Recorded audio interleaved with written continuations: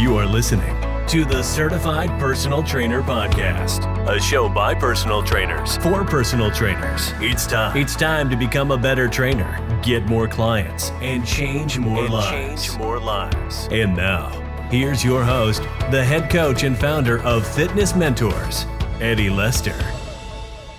Hey guys, welcome to Fitness Mentors Certified Personal Trainer Podcast. My name is Eddie Lester, your host. And today I'm really excited to introduce Dr. Lemming. He's the author of The Psychology of Coaching for Fitness Professionals, as we really emphasize today's topic of using compassion as a driver for growth. So I wanted to first welcome Dr. Lemming to the podcast. Thank you very much, my friend. It's a pleasure to be here. Awesome. So yeah, really just Dr. Lemming and I have talked a little bit over the last few weeks, and as you know, I expand my growth for understanding how to deliver coaching to online personal trainers, and really assist them in their career path. I really connected with him as we share a lot of similarities around the need for exploring yourself in your growth, and specifically, you know, as we deliver our fitness programs and create programs and help our clients get through, you know, from step one all the way through getting the dream or achieving the dream goals that they have, you know, really looking to emphasize how important it is to wrap our growth in to help others and really just build on that. So yeah, I just wanted to give the mic over to Dr. Lemming to introduce himself a little bit more. Thank you so very much. It's an honor to be here, and I appreciate everything that you're doing. And I agree, when we first met and we started to speak, there aren't many fitness professionals I've worked with over the last 25 years who will mention the word love in the very first conversation that you have with them. So as soon as I heard that, I knew that we were likely going to be speaking the same language. So yeah, I've been blessed to be in the industry as an owner and operator of boutique personal training centers now for over 20 years, and have operated as many as 12. I currently operate 6. So it really still is the meat and bones of my practice as a coach. I'm also a consultant because of my experience as a businessman, and because of the fact that I have a PhD in psychology, as well as a host of personal changes I've been through. I kind of represent somewhat of a unique perspective, in that in this one lifetime, I've experienced a number of very significant events that allow me to have just a vantage point and a perspective that's unique, and I seem to be somewhat skillful in communicating it to other people. You know, we as fitness professionals spend more time with our clients than nearly any other health professional in their lives, and so the truth is, the amount of contact we have, the camaraderie that it creates, the friendliness that it involves, is such a fertile ground for really significant change that establishes us as what we would call an essential service, right? Which would be kind of cool, especially at this time in the Earth's development. So it's really the thing that I've built my entire practice on, is with my coaches, is facilitating their personal growth so that they can then share that with their clients. I love that. And that's something, you know, on this podcast, I've really made it a point to share is not only my growth, but then also sharing how that growth can or how, you know, my growth can assist my students' growth, and then their growth within themselves can assist their clients. And really that yeah, like you talked about, sharing the love of yourself and putting it out there to everyone, and not only your coaching clients, but in your relationships and things like that as well. Absolutely. Yeah. I think it's, you know, we a line in the book that we have, it's been sort of governing my practice for many years, is that I really don't care what you know until I know that you care.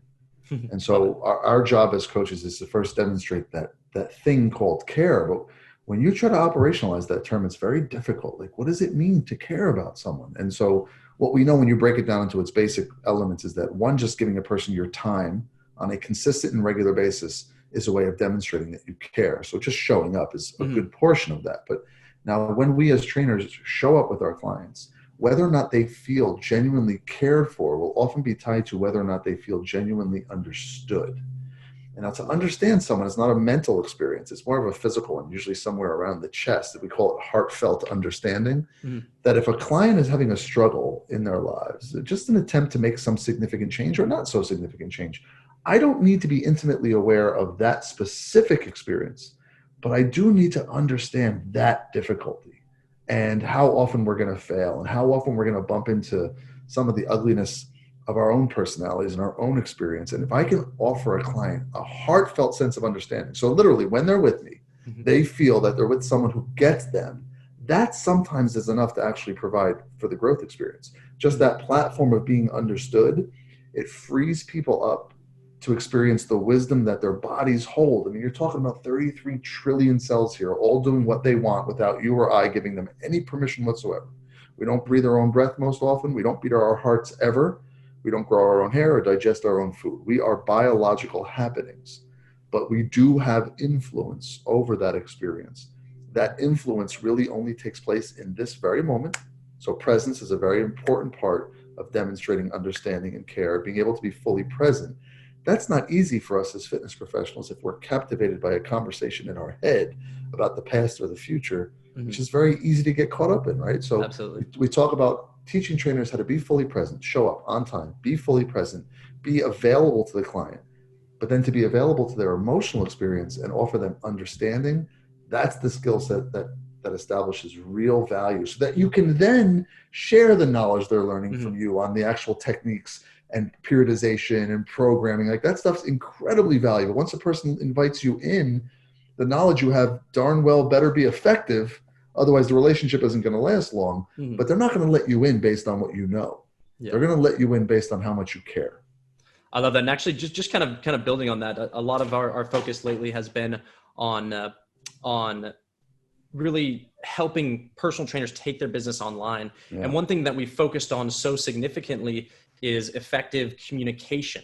But when we talk about communication, I really feel that it's about sharing, like you mentioned, that compassion to really prove to your clients that understanding. Yeah. And really, really just, help them with what they're going through and how, like you mentioned, delivering the fitness program is not that much about the coaching process. Oh. It's getting them to do that with the intent to be successful. Yeah. And helping them through that is pretty much the main job that we have as trainers. Yeah. And I think it's first thing I'll say before I go any further is that for trainers new in the industry, I think I have at last count almost 40,000 hours of coaching under my belt. So when you first come into the industry, there's a lot to be lost if you try to rush things. That the great entertainer, he would call himself, Alan Watts, would say that the closer we make the points of A and B in our lives, the more similar they are. The reason points A and B are as far apart as they are is because they are sacred, and B becomes more exotic the further it is away from A. So these coaches don't need to hurry this process, but they do need to be committed to it. And the way that we commit to it is exactly what you said. So most trainers would be familiar with certain planes of motion and certain muscles activities, how to activate, how to deactivate, how to mobilize, and practice that so that they're really familiar with the experience and so that they can share it with their clients. They don't have to be masters of it, but they ought to practice it so that they're familiar with it. The same is true for this emotional content you're discussing. I held a webinar last week for about 160 people, and I think I pretty successfully kept probably about 150 of them engaged for the entire hour. That if I were to yawn, you would likely yawn. That there's a form of energy that we're sharing right now, even though it's just digital, that it's still very intimate. The degree of intimacy is largely going to be the result of both your capacity and mine to meet at the same frequency. So as a coach, my job is to sort of drive that part of the experience, to invite people into a level of intimacy, which sometimes just means moving closer to the camera. You know what I mean? There's like just relating so that it draws people in. It brings people back. That's our job, is to keep people engaged. That my primary job as a coach, and this is important, is to direct the attention of my client. Since all we really have is this moment, that's all we have. That is the moment where change will take place or won't take place, this moment. My primary job as a coach is to have you engage in the ultimate freedom that you have as a human, which is the freedom to pay attention. So my job as a coach is to basically discern, what are you paying attention to, and to move your attention to the object that will likely create the growth experience. Sometimes that'll be the base of your left heel. Sometimes it'll be the positioning of your shoulder. Sometimes it'll be my voice. If I bring your attention to all these different elements of your experience and you have a growth experience, you're going to attribute much of that to me. I love that. And that's how my value goes. up. Does that make sense? Yeah, and really, we talk a lot about the human to human connection, like you were mentioning earlier. Is just how are you creating an experience with your client that surpasses what the expectations are around a typical coach, and that's where online training becomes so important. Also, in-person training as well, but when most people think about the transition from in-person training to online training, they try to recreate an in-person session, which never works because what you're able to do as an online trainer, as an online coach, is deliver the communication and kind of like you mentioned, the steps towards focus in a way that is significantly different from in person, and utilizing technology to do all that is so important. Absolutely. Mm-hmm. So when you and I are in the same space, the part of my body that actually communicates with yours is my heart. That the energy from my brain only goes out about 1/5 the distance as the energy from my heart. So the truth is that how I feel is a bigger driver to your experience than what I think. I love that. And I think That's it's huge, true. yeah. I think it's true online too. We don't have the research because we've not had any reason to do it. But I think it's pretty. I mean, listen, if the computer screen in front of me and the one in front of you are capable of communicating to a satellite and then back to Earth, and our bodies are capable of doing it as well. We're not really quite sure of the power of DNA yet. So there's still an important thing for trainers to regulate how they feel. That's really that physical experience of being who you are is your greatest asset. And it doesn't have to be perfect. It doesn't have to be without regret or guilt. All that stuff's normal. What matters is how open we are to our own emotional experience, so that if it rises, and then it falls. What we as human beings have a tendency to do is to hold on to things, usually because we want a greater sense of control, even if it means we're torturing ourselves while we do it. So our job as coaches is really to be the most insanely human people in the room, which means as perfectly imperfect as we can be. So it's not about mastery of anything other than openness. Like openness, just that's where we talk about that self-love element. Yeah. Is that if you're truly loving yourself in a specific moment, you have the ability to pay attention to what mirrors back that love in and around you. I love that element. Yeah, it's measurable. We're not even quite sure exactly.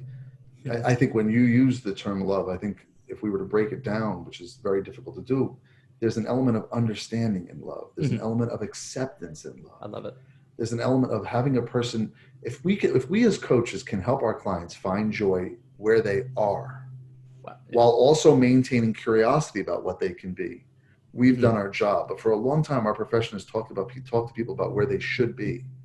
And that should word is a dangerous word. They shouldn't be anywhere other than where they are. But if I can help a client find joy in being where they are, first of all, they'll thank me forever, because that's a pretty difficult thing, especially when their head is telling them that they shouldn't be where they are. They shouldn't weigh what they weigh. They shouldn't be as slow as they are, or as weak as they are, or whatever else, other kind of judgment they're putting upon themselves.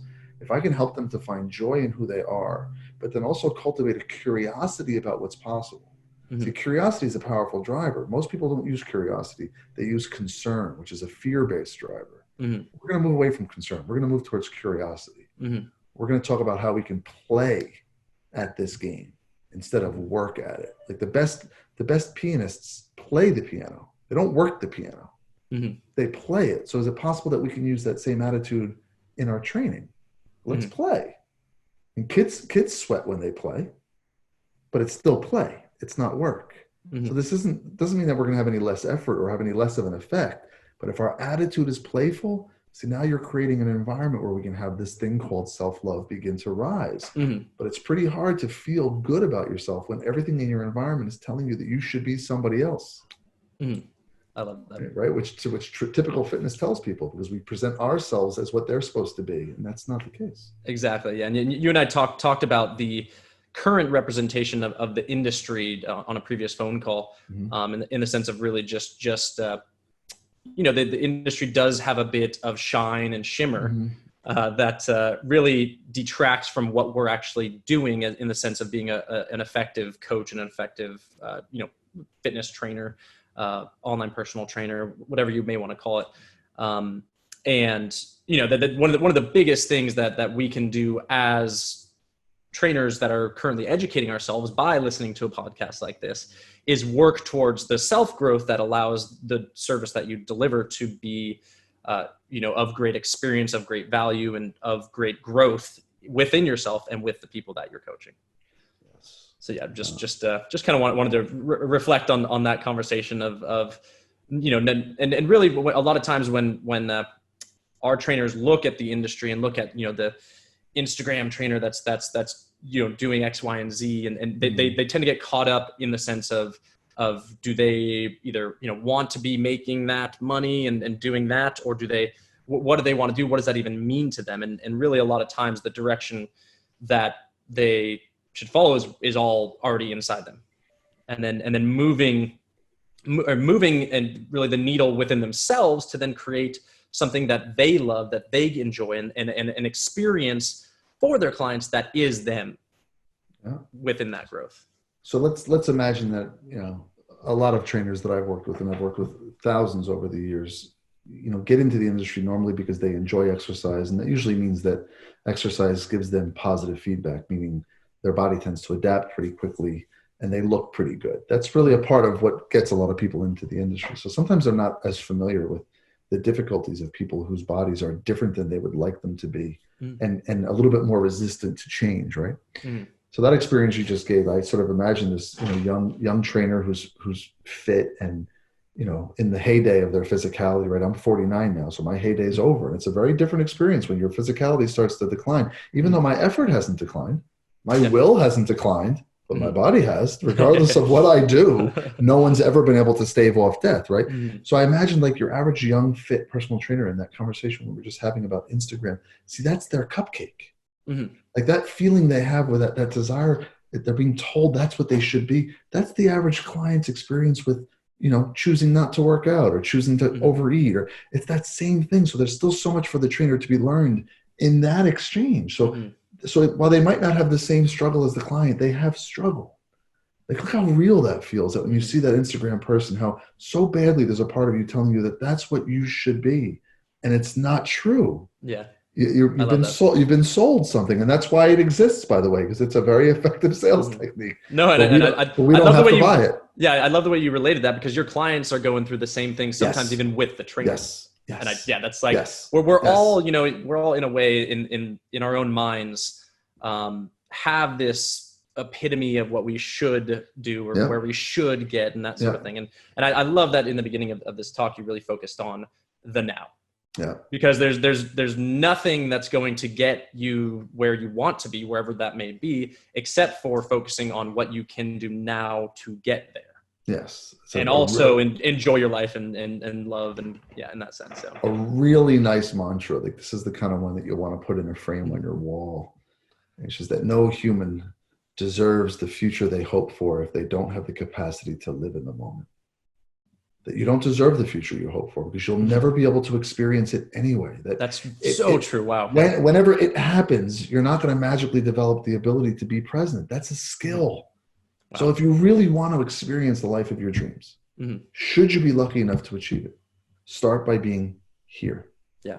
There's never a good reason not to be here. And now we can talk about what are the different avenues to show up here. Well, the best one happens to be your own breath. Yeah. The next best one happens to be any other sense of the physical body. The point is that the physical body is the greatest gateway to the now. And look at that. That's the tool that we use in our practice. So that if we're working with a client, we have a conversation about presence. We have a conversation about mindfulness and how we can use the body to become more present. You just became a coach, a teacher, a source of wisdom, perhaps in the life of a person who's significantly older than you. But that's okay, because now you just elevated yourself. That wisdom does not necessarily need years. It just needs experience. So rather than try to compete with our clients when we're 25 and they're 46 and try to be an expert in something, let the age difference be what it is. But bring to the table what you do know and bring it with confidence. I love that. But if you can begin to talk about presence with people, listen, mindfulness has it's been prostituted now for about 10 years. It's been in existence for 3,000. Absolutely. But now it's become sexy, right? Listen, most people are still completely unaware of what it really means. And so if as a coach, you can invite people to become present during a movement, between sets, after a set, and reflection, they will not forget that experience. And your value just went up. I love this as a great transition towards talking about your 4 streams. Is it 4 streams of compassion? Is that correct? 4 streams of compassion-based high performance. Yeah. I love that. Yeah. And this is a course that you have, correct? Yes, it's online on Udemy. Udemy. I've never known how to Udemy. pronounce it. Udemy.com. Thank you. I love it. Yes. Search Dr. August Lemming if you're looking or on Udemy for that, or even just on Google, and I'm sure that'll pop up.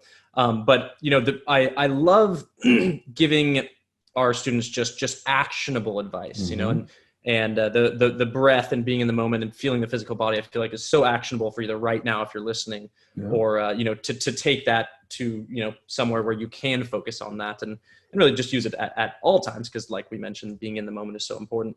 But talk to me about your 4 streams of compassion-based high performance.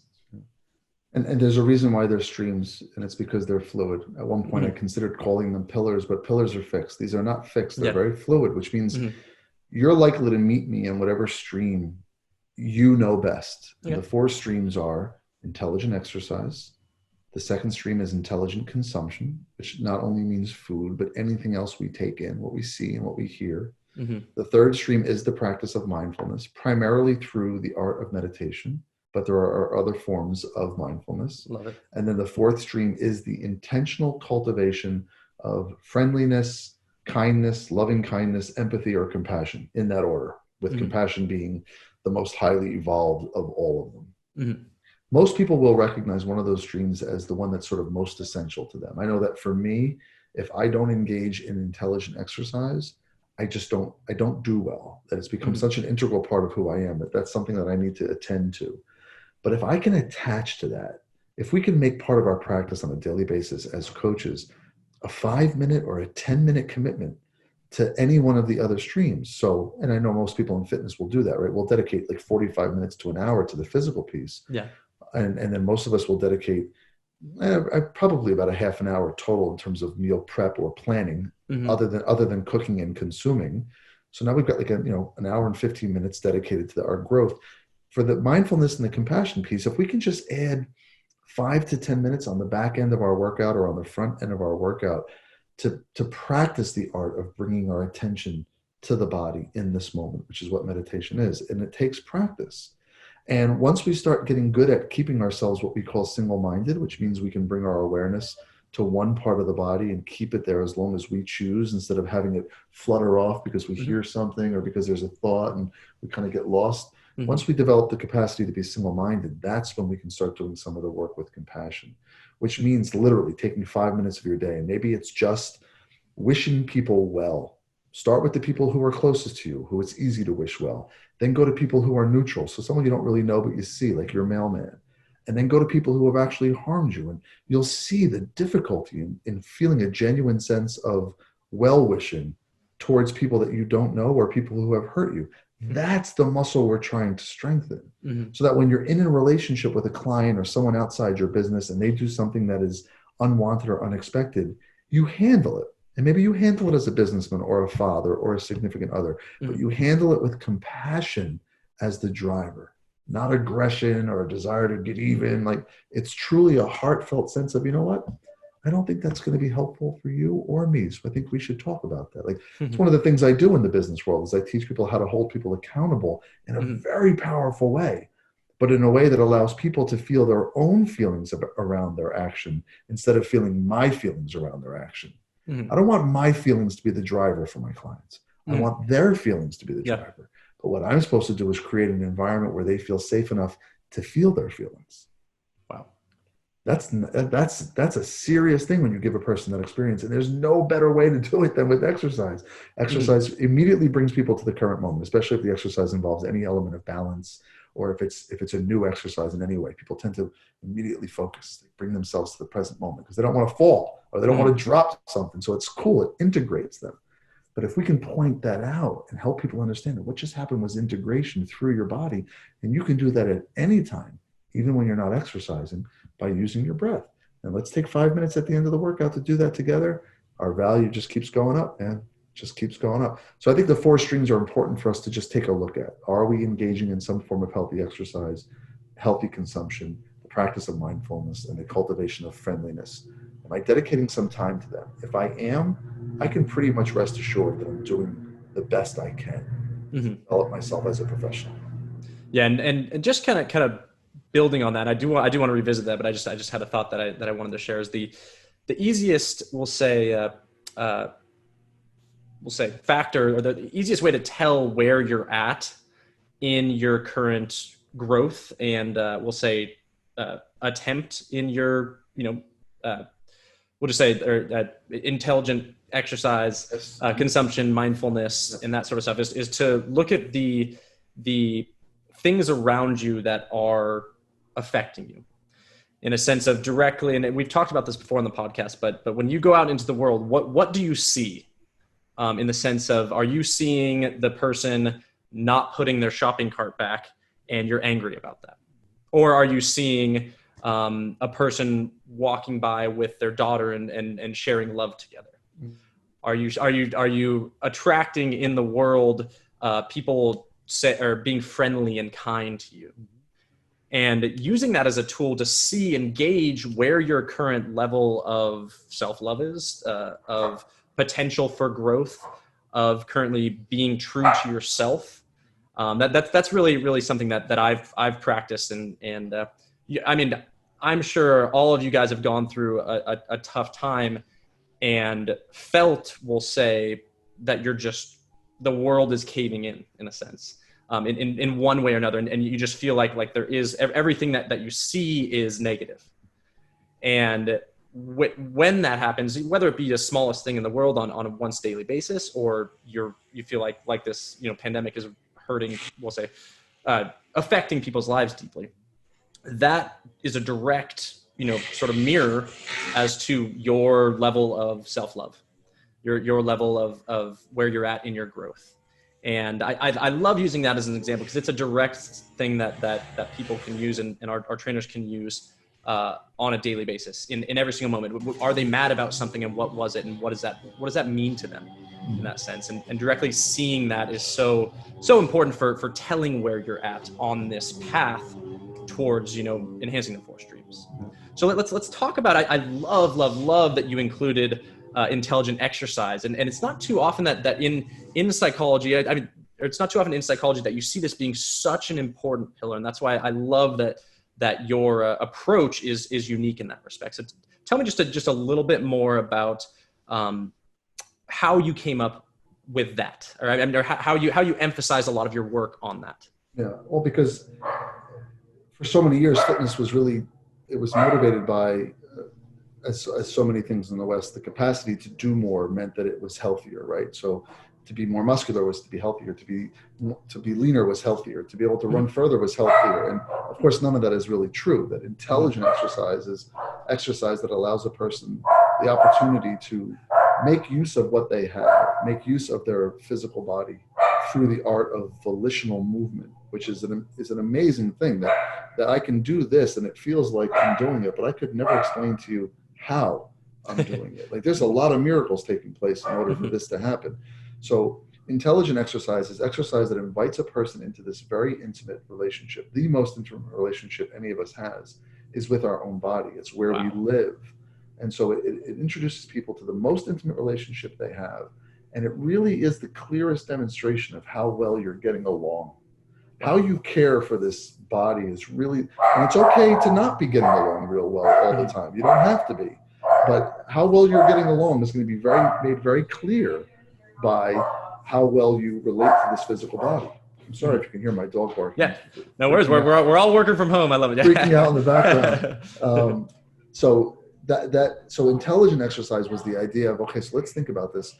To what degree am I supposed to go to this place where it's difficult for me, and to what reward? So we'll have clients, for example, who want to train more than is really good for them, but it's because they want to do something for some higher purpose. Like running a marathon isn't really good for most people. It's pretty derogatory as a physical experience, but it can have a very significant spiritual meaning. Mm-hmm. So my job as a coach is to help people have that experience and do as little damage as possible.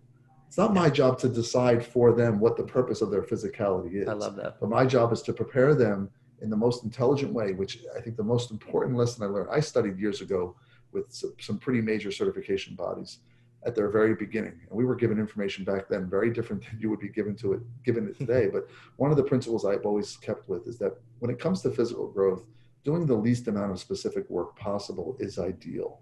Mm-hmm. That to do any more work than that doesn't actually create greater degrees of change. It just requires more time to make the change that would have been made, because the body now has to heal more than it would have had to heal. It's like a light switch. Once you flick it on, it's on. To push it any further doesn't make any sense, right? I love that. That's a great analogy. Intelligent exercise is to, in order to be intelligent about our exercise, we have to take into consideration. So if I can get this person to do something physically that I believe they can do, but as they approach their limit, there's a level of fear that comes up in them that's a result of trauma as a child that I don't know about. And I see them start to back away from that feeling of discomfort. Can I be intelligent enough and heartfelt enough to see that and then explore it with them in a way that provides an opportunity for growth rather than pushing them? I don't like to use the word push. Mm-hmm. My job as a coach is not to push, it's to invite. Invite. Mm-hmm. Allow people to feel empowered enough to move where they feel safe moving. If they don't feel safe, my job is to provide them with safety. Mm-hmm. So intelligent exercise is really about, knowing about human movement, knowing about planes of motion, knowing about what does maybe cause some biomechanical inefficiencies in some people and efficiencies in others, and being open to the fact that we will never know everything. It's impossible, right? Mm-hmm. But the fact that we're even committed to considering what is intelligent for this human body, which also means what is intelligent for this human heart and this human soul, because all that stuff lives in the body. Mm-hmm. I put it first in the 4 streams because I also think it's the most productive. We as exercise professionals have an opportunity to work with people in a way unlike any other that it is nearly guaranteed to create a positive growth experience for our client. Unless they're diseased or malnourished, if you just use a modicum of intelligence when you prescribe exercise for people, they're going to get stronger or more fit or more flexible. And if you really point out when that's happening, how it's happening, you're going to get credit for it. Mm-hmm. So we're like instant validation. Yeah. It's not the case with a financial planner or a relationship therapist. Like there's way more variables in those other fields. Mm-hmm. And there's a lot in ours, but it's so dependable. Mm-hmm. That if we can just show up, keep people entertained sometimes, forget about all the intelligence, just keep them entertained while they're working harder than they thought they could, and then point out what just happened, and your value just went up. Yeah. What you said before about sort of monitoring your degree of really how well you're doing by how you feel, you kept using the word feel, and it's really important.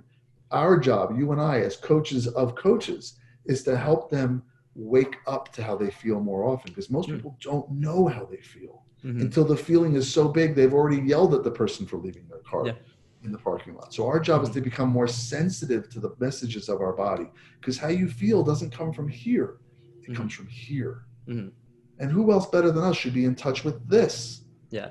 And so every now and then, if you want to see how you're doing, just see how you feel. Yeah. I so agree in that, because one of the biggest drivers to my focus is my emotions. Yes. And that, like I mentioned, being angry for the person at the shopping cart, that's a direct emotion that has an effect on my body in some way, an effect on my mind. Yes. And just kind of circling back to that intelligent exercise, I love that it's almost like you're saying that in order to progress, not necessarily progress, but in order to really live in the moment and grow just in general in self-love and compassion, really focusing on the physical form of you. Yes. And exercise is a way that directly brings challenges to you in a physical form. Yeah. And also that the feeling of what exercise does to you is a direct reflection of how you can feel about the other streams that you mentioned. In the emotional, mental capacity, in the spiritual capacity. It's just so easy for the human body to experience, we'll say, exercise as a form of the physical. Yep. And connecting to that physical is so important, and it's a great stepping stone to then connect with the emotional, and then to connect with the spiritual, and all that. I love your 4 streams. That was something that really stood out to me. But do you want to say anything more about exercise? Because I want to talk about these others as well. I think the physical it's a controlled environment for the growth experience with little risk. It's like, Little so risk. I love that. Little risk. Wow. There's going to be a lot more risk when we start talking about being heartfelt and being loving and being compassionate. You're going to have your heart broken. I mean, that's definitely. The fear. Yeah. Oh my God. 100%. So this environment is such a. It's just one of the easiest to create change. Now, I'm not suggesting that our job is easy, because I've said this for years too, that, I've worked with medical doctors as a therapist and as a coach before, and they get to do their thing with their clients asleep.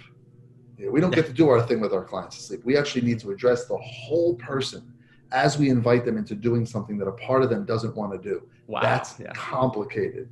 But the quickest way to inject validation to who we are, validity to who we are, is to have them do something, point out the growth that just took place, put our hands across our chest, and be like, look what we just did.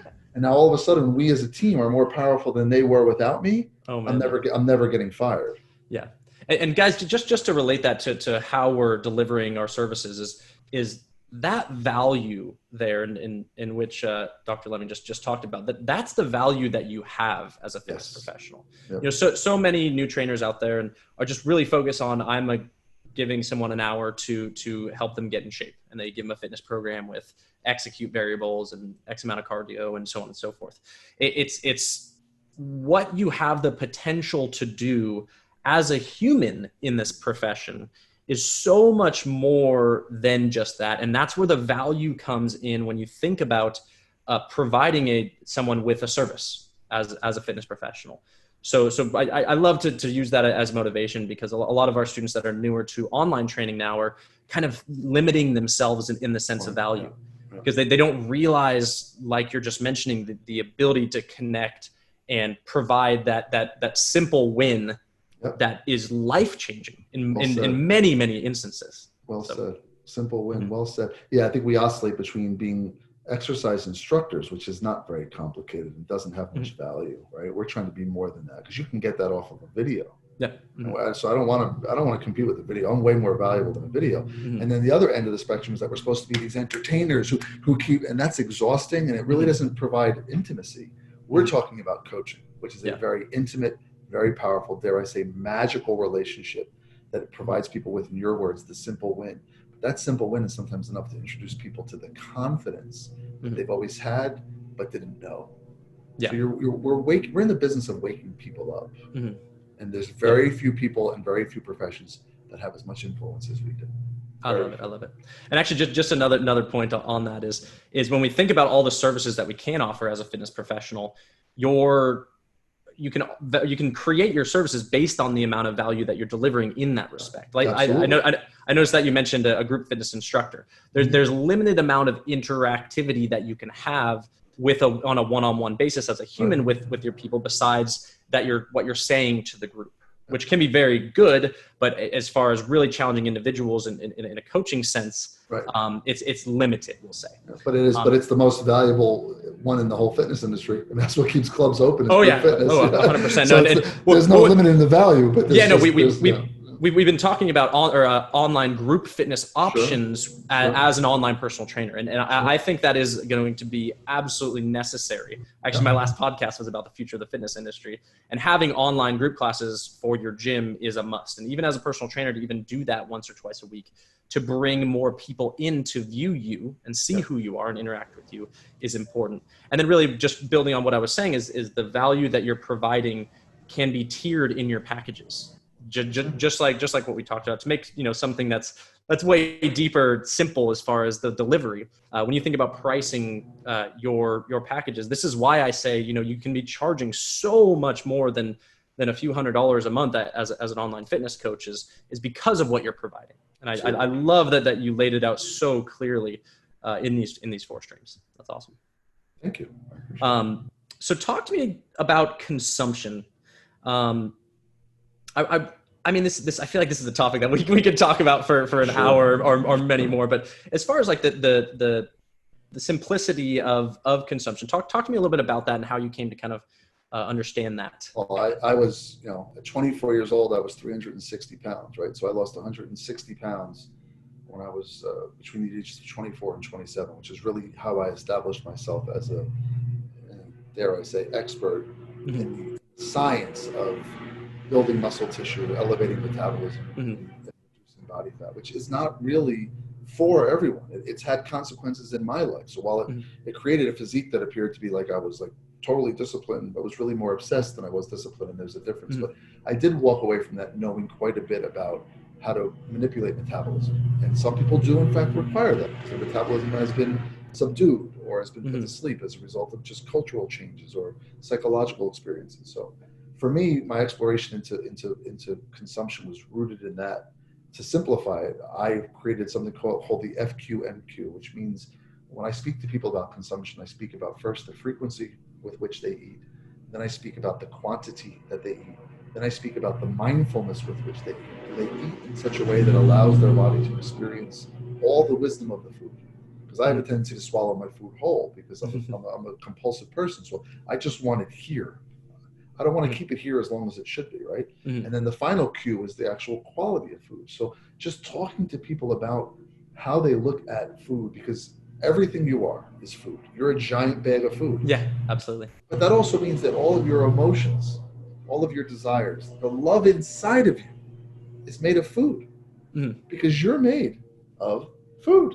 Now, one cell of your body was delivered from another universe with your name on it. It's all been made up from the stuff you've consumed. So how we treat our body and how we feed our body are the two most visible signs of how much we care about ourselves. Really, they are. And this is not to judge people who are struggling with that, but it's just to be honest that if I care about myself, those are the two ways I show it most. Arguably, how often you allow yourself to get tense or stressed is another one, but that one's way more complicated because it tends to happen immediately. Whereas our ability to move intelligently and eat intelligently is sort of an ongoing process. We have many chances to address it. Tension and stress are like, bam, like that's a complicated one. But we also know that if we're exercising and eating well, we're going to experience less stress. Yeah, very true. Right. So they lead to it. So intelligent consumption, when it's about food, is through the FQMQ. When it's about anything else, it's about just understanding that, the decisions we all think we make, the research on decision making shows that most decisions can be pretty accurately forecast about 4 to 7 seconds before you make them by certain changes in your body. So like, we're not really in control of as much as we think we are. So if you're not careful and you let certain noises come in, or even certain voices that are already inside of us, if we entertain them for long periods of time, they have a very significant impact on who we are without even knowing it. It happens slowly, but it happens very powerfully. That's why I think it's a really good test for new coaches, by the way. If new coaches can look at a human being who's doing something that's completely fruitless, maybe it even hurts the person doing it. Good coaches can look at that person and they can say, I understand.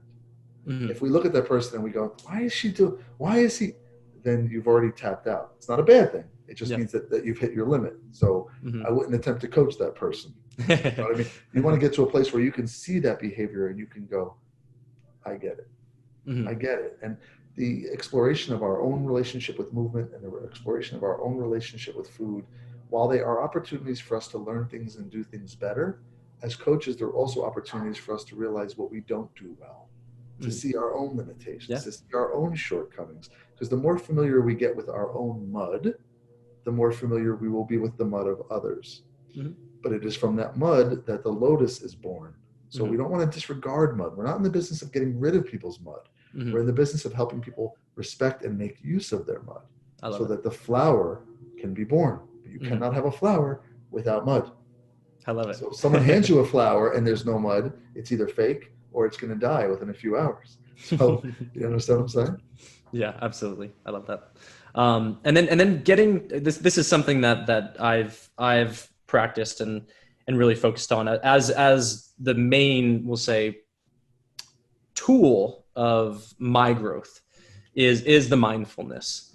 I love that you really have emphasized the physical form in moving, exercising, and then consumption based eating in that sense.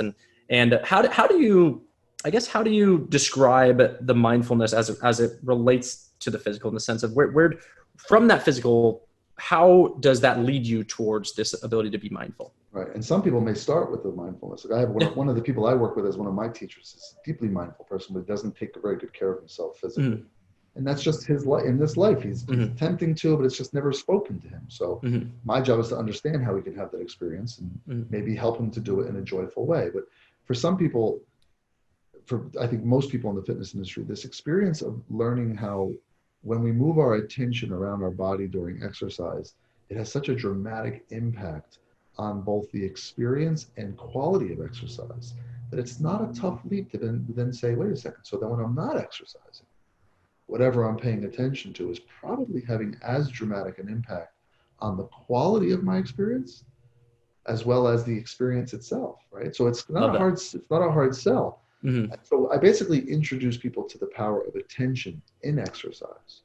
Now, the practice of mindfulness is now taking this power of attention that you've discovered and practice placing it on the breath and being able to watch thoughts, watch feelings, not disregard, not ignore, not try to stop, but also not necessarily jump on every train that goes through the station. That the practice of mindfulness is the ability to be open to our experience in this moment without any judgment, without any resistance.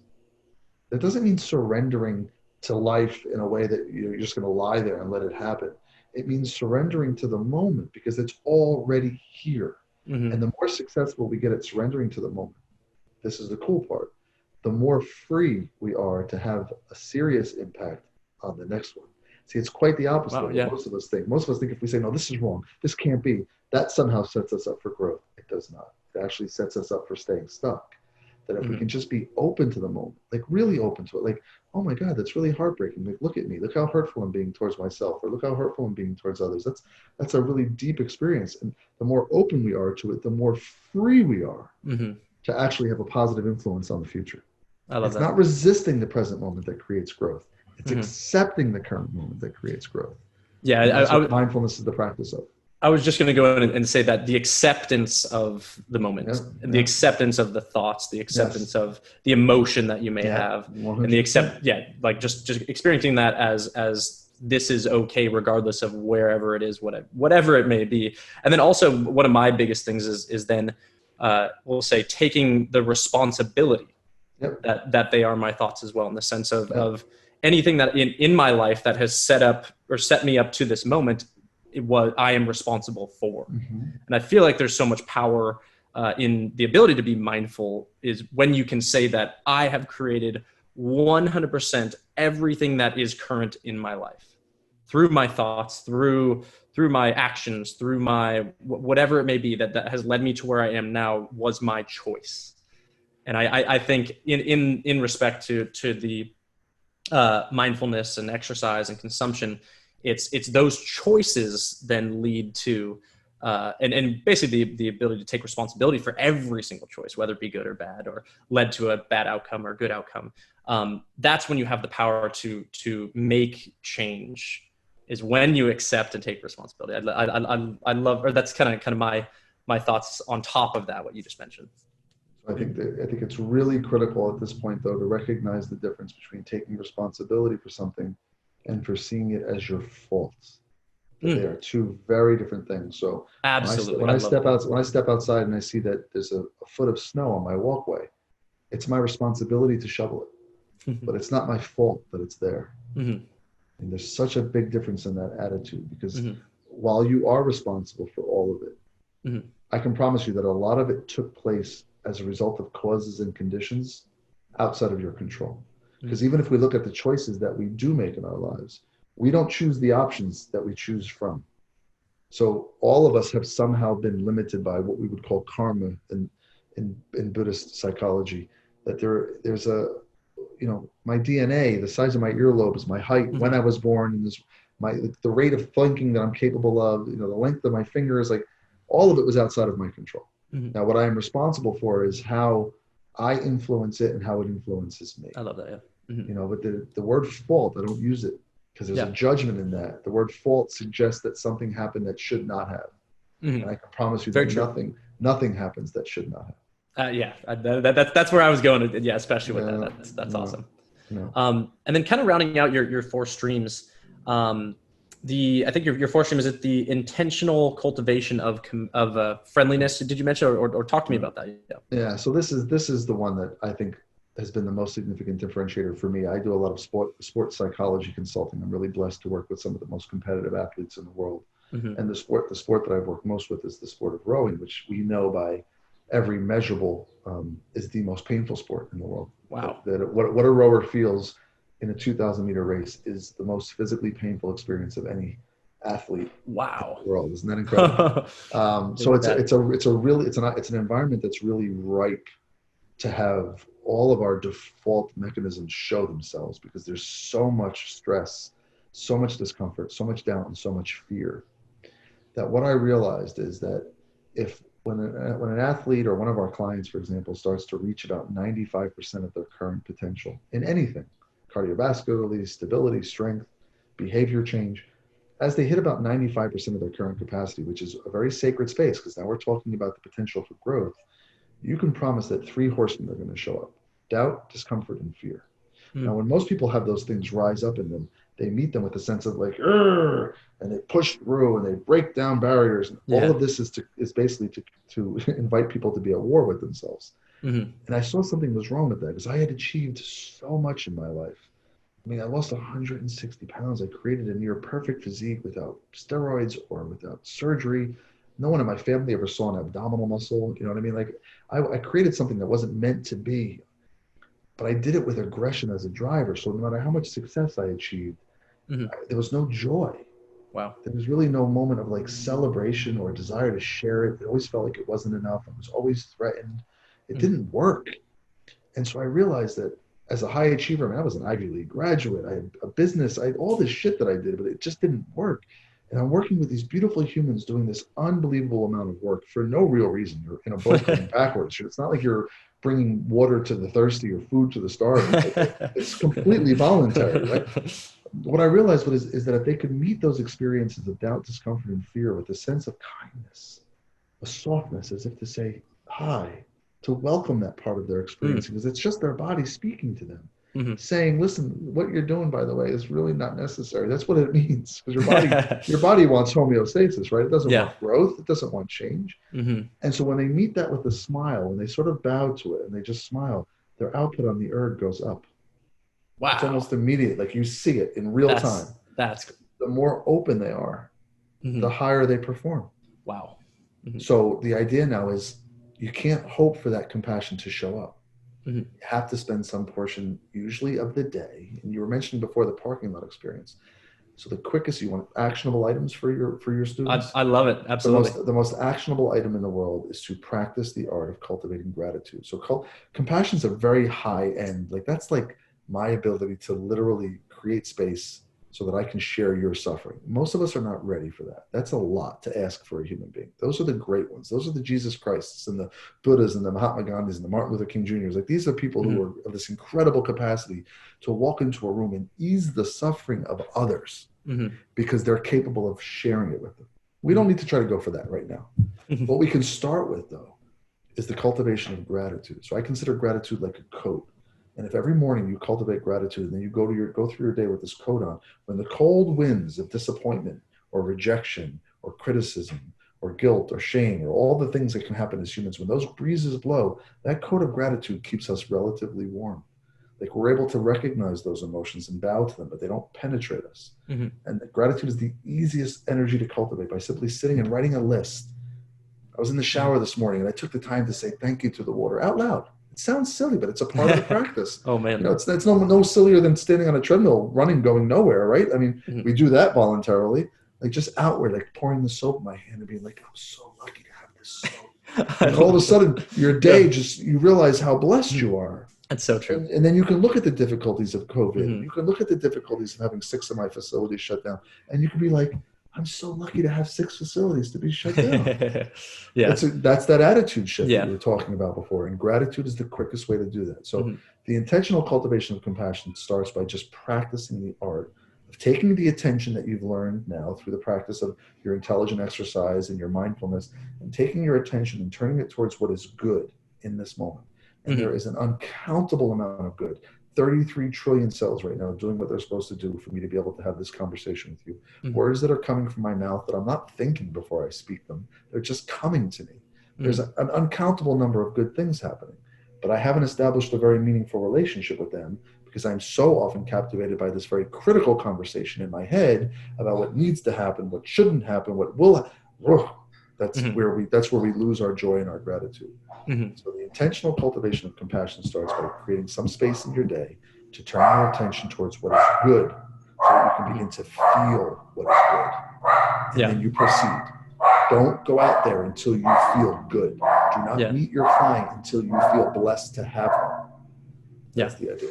I love that. And yeah, that and I may be saying this from my own experience, but the ability to feel the gratitude with acceptance that it's hard, in some cases, and because it's so often to be like so often to feel maybe or try to feel grateful, but not really find that full gratitude. And I've noticed that going through when I have an issue or when I have something that makes me angry or something, I can't feel gratitude for that. I'm like, there's so much emotion that's preventing that gratitude. And I noticed as a tool for myself, what the way that I got to that gratitude would be through feeling the emotion. Yep. That needs to be felt all the way through. So just building on that sort of actionable advice for that gratitude, because I know it's so easy to fake gratitude, and maybe not purposefully, but you're trying so hard and you want to feel grateful for something, but it's just not there. Like that's one thing that I always went to is where's my emotion feeling me? How is it preventing it? And then really just feel the anger, feel the sadness, or feel the frustration. The denial of that is what we call toxic positivism, which is not well advised. So it's never too late. So you just did a perfect example. So you have enough awareness to recognize you're having an emotional experience. In the moment, you're not capable of really seeing the wisdom in it. Maybe in the moment you've forgotten about the mud and the lotus. So your initial reaction towards the negative emotion is to resist it or to reject it, to see it as unacceptable. So you go to cultivate gratitude, actually in an effort to get away from the emotion, which is not advisable either. You fail at it because you can't. The energy is already there. In that moment, when you wake up to that whole experience, you can actually begin to cultivate compassion. In that moment, you can go, you know what, that's all I can do right now. That's wow. Yeah, that's true. And then, so it's never too late. Yeah. So it's really about I love that. acceptance. And so that what you did then was you saw that the gratitude wasn't happening. Like, all right, well, that's the best I can do. And be grateful for that small piece. Right, exactly. And then you just open up yourself. I do a whole course though on like, so what is the wisdom of anger? Why is your body producing anger in this particular case? Why is it producing sadness? Why is it producing fear? What are the messages the body is trying to bring us through these different emotions? Because they are unique. That's why they have different names. It's like flavors of ice cream. 32 of them, all different names, all different flavors. If you order chocolate and the dude gives you strawberry, you're going to be like, this ain't chocolate. You know the difference because you've tasted them. You have to be able to taste the emotion to know the difference. And anytime an emotion rises up, there is value in it. There is wisdom. The only emotion that has no wisdom is aggression, because aggression is actually what we're trying to do to get away from our emotion. So we take the energy of our emotion, throw it at the world, or we throw it at ourselves. Yeah, act on it. Yeah, exactly. Or irresponsibly act on it. Yeah. Yes, in an effort to create the illusion of more control. That's largely what aggression is. Yeah. And so you'll see people use aggression as a driver when they train, and it might result in a slightly improved output. But the fact is, if they would have used compassion, their output would have been even better, and they would be happy at the end. I love that. The aggression will never result in joy. Never. That's awesome. Yeah, no, as a former professional surfer. Professional surfer. I quickly, well, to be honest, in the most part of my career, I thought this aggression was needed to perform well. And in my, we'll say later years now that I still surf professionally just for fun, like 1 or 2 contests a year. But what I realize is all the work that I've done to grow myself and love my life and love my what I have and be grateful for that has led me to going out into the competition and not using aggression and just knowing that in a way it's that gratitude that allows me to, well, my career now is significantly better than it was back then. That's what I'll say. Just because of the growth that I've done and it's just something that aligns so much with what you were just saying. So it's I think it's important that your students know that when we first met, you made a couple of comments that were very unique for someone in fitness, and I told you I've had a lot of these conversations in my career. Then you told me you were a surfer, and it made sense because I told you that the two of the most evolved personalities I've had a chance to work with are jiu-jitsu fighters, for lack of a better term, and surfers. Because as a surfer, you were invited to surrender to the power of the ocean, that you cooperated with it. And as a result of that surrender, there was a wisdom in that. And it's the same thing with jiu-jitsu. Because in jiu-jitsu, if you resist, you set yourself up. Set yourself up if you resist. It's fluidity. And that's what sort of, I think, matured you spiritually as being a surfer. I do believe that. Because when you told me that, I was like, oh, because there's no way someone your age ought to have the depth that you have. But it's likely, because of your work. I'm not minimizing that, but also because of the surfing experience. And I just want your students to realize how lucky they are to have you, because that's powerful. You're clearly someone who's deeply committed, who really cares and wants to deliver an experience and a product that makes a difference, man. That's beautiful. I love it. Thank you so much. And so kind of wrapping this up, as far as our students kind of learning more about you, is there anywhere or any specific places that they can go to learn more about you? Sure. My website, augustlemming.com, is my personal website. And then exercisewithapurpose.com is my business, but there's not much to see there other than my facilities and some of my team members. But augustlemming.com, we're putting together the Psychology of Coaching video course now, which will be available within probably about a month. So it'll be a video-based course with some quizzes, and we're still looking into how we want to deliver it and where we want to deliver it. Because I really would like to have it be attached to another brand, because it's really just a very specific part of what it means to be in the industry. But it's an instruction on a skill set that we can take advantage of in order to introduce people to possibilities. And the truth is that as we become aware of them, we can use them in our own lives as well. So, it's not an easy job. It's a job that requires a tremendous amount of emotional strength and emotional intelligence to do well. And so caring for ourselves and having that energy that we share come from a place of personal acceptance, I think, is the most powerful way to deliver it. And the example I'll use is, you can buy someone the most beautiful piece of jewelry that they've ever wanted, but when you give it to them, you throw it at them, it's not going to be received as a gift. I love that. You understand? So our job as fitness professionals is to bring this wisdom and this beauty and to wrap it in the way that's most appealing to the client. It was just Mother's Day, so I just had a great visual there. So love you. Awesome. So that's August Lemming. Lemming is spelled with one M. Yes. AUGUSTLEMING.com. Thank you. August, thank you so much. I'm sure this will not be the last time that you're on this podcast. I hope not, brother. I really enjoyed this, and look forward to the future and working more with you. Thank you very much. Thank you to all your students as well. Best of luck to everybody. Awesome, guys. Well, I will see you next week on the Certified Personal Trainer Podcast. Have a great day. As always, thanks for listening to the Certified Personal Trainer Podcast. You can learn more about fitness mentors at fitnessmentors.com. Be sure to share this podcast on social media. And remember, we are here to help you succeed.